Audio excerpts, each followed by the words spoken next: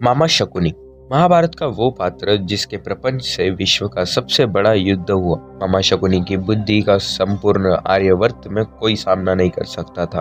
मामा शकुनी ने महाभारत के युद्ध में अनेकों प्रपंच रचे। मामा शकुनी जुआ खेलने में पारंगत था और उसने कौरवों में भी जुए के प्रति मोह जगा दिया था।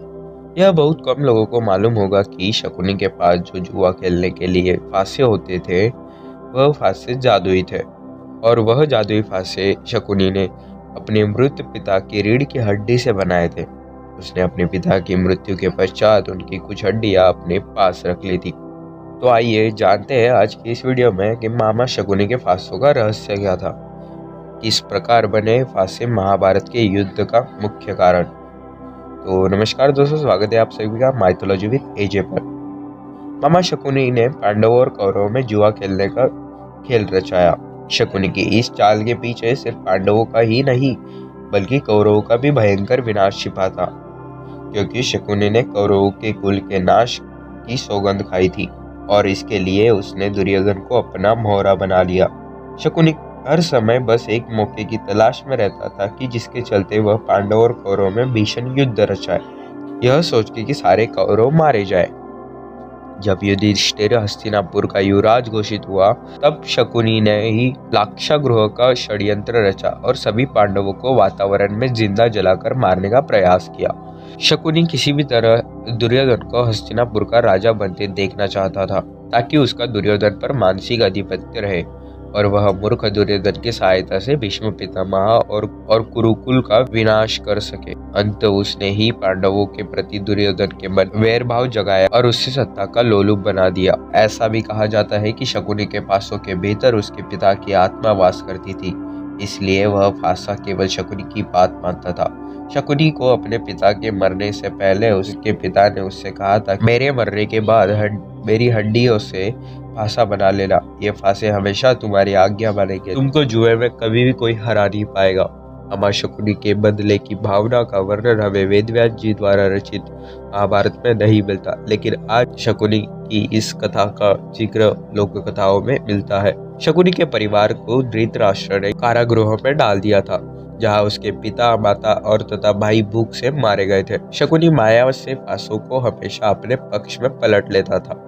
हस्तिनापुर के राज दरबार में आयोजित विध सभा में शकुनी के फांसे फेंके जाते थे, तो वह कई बार पांडवों के पक्ष में होते थे, ताकि पांडवों को भ्रम रहे कि फांसे उचित है, पांडवों को यह लगे कि फांसे मामूली है। शकुनी ने कई बार फांसों का निर्णय पांडवों के पक्ष में डाला। इस वजह से पांडवों को यह नहीं पता चल पाया कि फांसों में कोई रहस्य है या फिर वह मायावी है। शकुनी के कारण ही महाराज धृतराष्ट्र की ओर से पांडवों और कौरवों में होने वाले विभाजन के बाद पांडवों को एक बंजर पड़ा क्षेत्र सौंपा गया।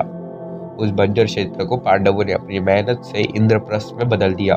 युधिष्ठिर द्वारा किए गए राजसूय यज्ञ के दौरान दुर्योधन को यह नगरी देखने का मौका मिला।